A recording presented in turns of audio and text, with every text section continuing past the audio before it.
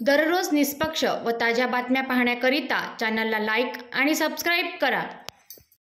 Universal engineering and fabrication संस्थाचे ठेकेदारद्वारे नगरपरिषद कामठी येथे देण्यात आलेल्या करारनामाच्या दस्तावेजच्या आधारावर आपण पहिल्या भागात पाहिले की नगरपरिषद कामठीद्वारे काटोल येथील युनिव्हर्सल इंजिनिअरिंग अँड फॅब्रिकेशन या संस्थेला बोगस दस्तावेजच्या आधारावर नाळेसफाईचे 1 वर्षाचे टेंडर देण्यात आले आहे।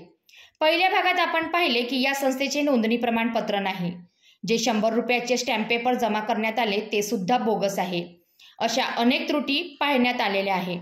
आता दुसऱ्या भागात आपण पाहणार आहात universal engineering and fabrication Katol यांनी कर्मचारी भविष्य निधी संघटनाचे दिनांक 16 मार्च 2014 चे नोंदणी प्रमाणपत्र जोडलेले असून नगर परिषद कडमेश्वर ब्राह्मणीचे कार्यादेश दिनांक 10 मे 2024 मध्ये पोकलँड व जेसीबी वाहने किरायाने पुरवठा करणे या कामामध्ये त्यांनी वापर केलेल्या कामगारांचा भविष्य निधी भरलेले कागदपत्र नगर परिषद कामठी येथे दिले नाही आहे।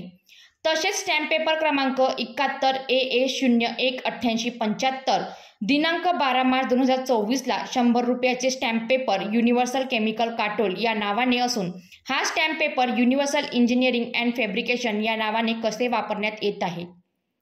Universal engineering and fabrication Katol यांनी काटोल तालुक्यातील माळेगाव येथे राहणारे सचिन रेवतकर यांच्याकडे असलेल्या जेसीबी पोकलँडचा मंजूर शासकीय निविदेप्रमाणे काम करण्याकरिता 2 वर्ष कालावधीकरिता उपलब्ध करून देण्याबाबत करारनामा करण्यात आलेला असून हा करारनामा नोटरी शासकीय कार्यालयात रजिस्टर केलेले किंवा ॲफिडेव्हिट केलेले नसून याच करारनामाचा वापर नगरपरिषद कामठीचे निविदे प्रक्रियेकरिता सादर केलेले आहे। अशाच प्रकारचे करोडो रुपयांचा भ्रष्टाचार नगरपरिषद कामठी येथे बेधडक होत आहे। हे पालकमंत्री चंद्रशेखर बावनकुळे यांचे विधानसभा क्षेत्र आहे। आता कामठी शहराच्या जनतेची दृष्टी यावर आहे की पालकमंत्री चंद्रशेखर बावनकुळे यावर कार्यवाही करतात का।